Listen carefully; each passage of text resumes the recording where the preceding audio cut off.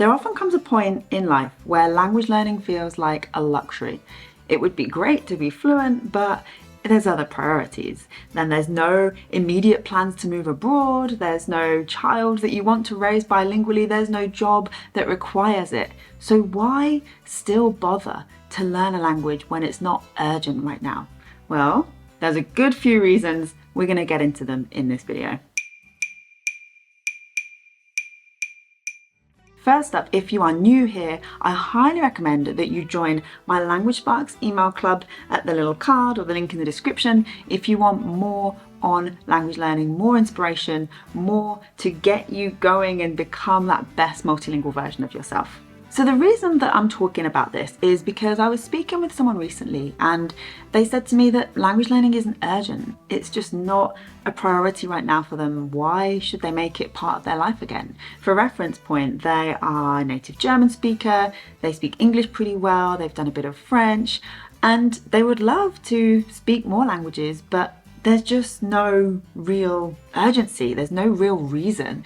And I said, well, there's a lot of reasons. And they also said to me that they feel that when they get to the point where it is urgent, they have this, and these are their words, this delusional confidence that it will all just be easy to figure out. First up, little and often reap big rewards. And I see a really good parallel to this with exercise. So this idea that, you know, if you do little and often exercise, you know how they say like 30 minutes a day, that actually is good. You might not feel it in the moment. You might not feel like, oh yeah, I feel more toned, I feel like I've lost weight, or I feel fitter or whatever. But long term, it's going to be really, really good for you. Whereas if you think, oh, I'm just gonna do like, I don't know, a marathon with no training, then yeah, probably not gonna be too great. And at the time that you need that, at the time that you have that marathon scheduled and you're like a week out and you're thinking, oh, I need to do something, it's too late to actually make it work, regardless of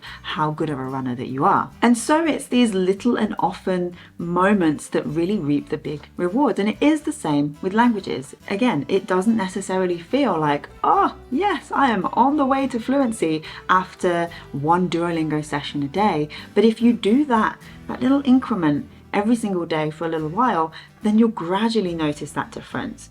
And something that I really recommend here that really helps to notice that is to document your progress in some way. So whether that means that you have some sort of review system in place where every month, let's say, you check in, you go back over your notes, you see what you've written, you go back to the, you know, just the start of that month and think, oh yeah, I did not know these words, now I do, right? That sort of thing can be really great. Maybe it means that you're recording yourself speaking into your phone and you're keeping a track of that, perhaps developing a bit of a solo speaking habit. Really, really great way to track all of this. And just these little and often moments add up to something so much bigger. And there's a lot of evidence to back this up too. We can't necessarily cram a week's worth of language learning into one day and expect to remember it all. There's a lot of research and evidence into this idea of kind of percolating, right? So just giving yourself a chance to really think and have these things sink in while you're not necessarily paying attention to them. So maybe it means that you do learn like a couple of words each day rather than 50 words on one day and then see if you remember them after a week. Does that make sense? So it's really about, you know, scaling the way that you do things rather than just, I need to become fluent now, I need to learn this language, I've got this reason, I now have this urgency, cram, cram, cram. And this really feeds into this second idea as well here, that when it's a priority, it is often too late. So I gave that example of the marathon, of if you think, oh, I've got a week, it's too late to fully train for a marathon if it's a week later on the calendar. And it's the same again with languages. If you're waiting for an urgent scenario to come along, to give you that reason to learn a language, you're doing it wrong. Because by the time that happens, sure, you'll be able to cram a few words here and there, but you'll be nowhere near the level of fluent that you want. And again, back to that idea of the sort of confidence that you'll just figure it out when you need it. Well, again, by the time it becomes that priority, it's too late to learn, let alone figure out how to do it well. Personal growth and self-confidence. So often when we think about language learning not being urgent, we're thinking of it being primarily functional, as having a purpose, as giving us a skill and an asset that we can tick off that will get us closer to some other achievement that we want in life, some other thing that we want to do. Well, actually, language learning can be a really great source of personal growth and self-confidence along that path as well, not just ding, end result. Personally, I find language learning just the most wonderful tool that I've ever found to give me more access to the world, to teach me more about the world, to increase my tolerance, to increase my understanding of others. It is a hugely valuable source of information and access point to the world, which is really something quite exciting. And you know, the more that we know about others, the more we know about ourselves. So that can't be a bad thing. The more we understand each other, the less we fear, the less we discriminate. The world needs more good people learning languages. And when we take away that pressure, that urgency to learn a language because it's suddenly become a priority, we also have more room to observe these benefits too. It's not just laser focused on end result. We also get a bit more space to just enjoy that longer process. Brain health. When I was a kid, I remember brain training on like Nintendo DS or something was a huge thing. And then it became Sudoku, and then it sort of became some other trend. Maybe Wordle would be the most recent example of this. This idea that we must keep our brains healthy. And so we have these little puzzles, these little ways, these trends that help us with that. But language learning, eternal trend that can help us with this. It is true that we benefit from keeping our minds active and challenged. And it's nice if we can put 9 numbers in a row and a square in a Sudoku. It's nice if we can guess the Wordle in just a couple of goes. But it's even nicer if we're learning a language and we have this side effect of actually gaining that skill. And of course, there's a lot of research that language learning, being bilingual and multilingual, can actually delay conditions such as dementia and Alzheimer's. And that can be no bad thing either. Mental well-being. As frustrating as it might feel when that German word just won't stay in your head, language learning can be a great source of self-care to support your mental health. And again, this is especially true when there's no pressure.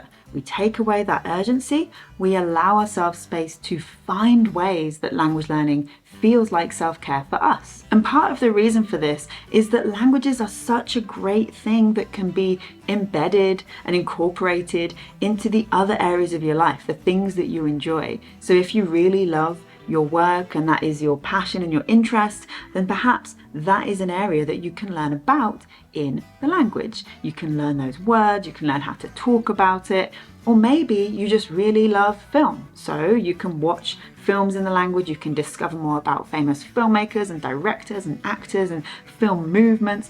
All of that stuff can be facilitated through language. So we have these personal ways where language learning can become this source of self-care for our mental well-being. Hobbies are a net positive.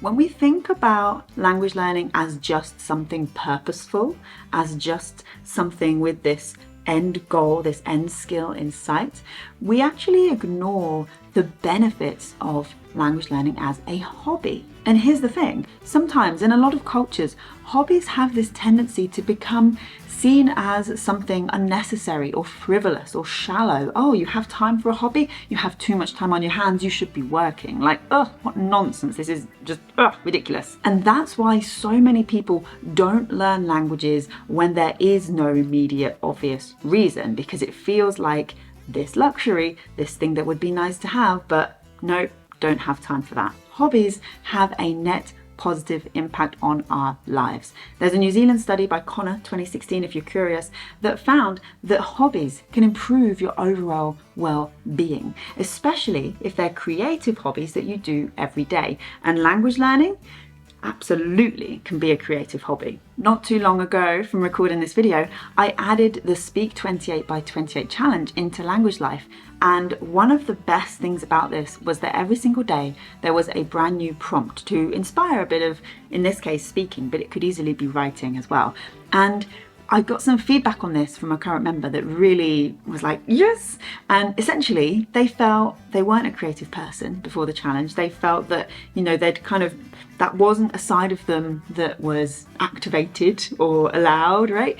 And through the challenge, through doing this with language, they had discovered that actually they really love creative writing and creative speaking. And yeah, this is something that we can all do. Yes, you can fit languages in. So I just want to end on this point because I feel that this idea of it's not urgent, it's not a priority, what it often stems down to is this idea that, well, I haven't got time anyway, so whatever, bottom of the list, doesn't happen, right?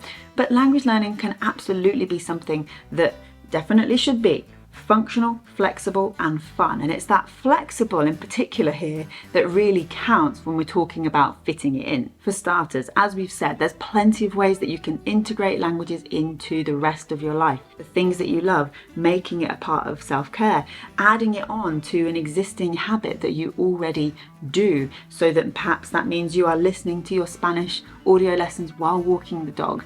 All of these ways where language learning can fit really easily. And the most important thing that I can possibly share with you here is that you want to fit language learning around your life.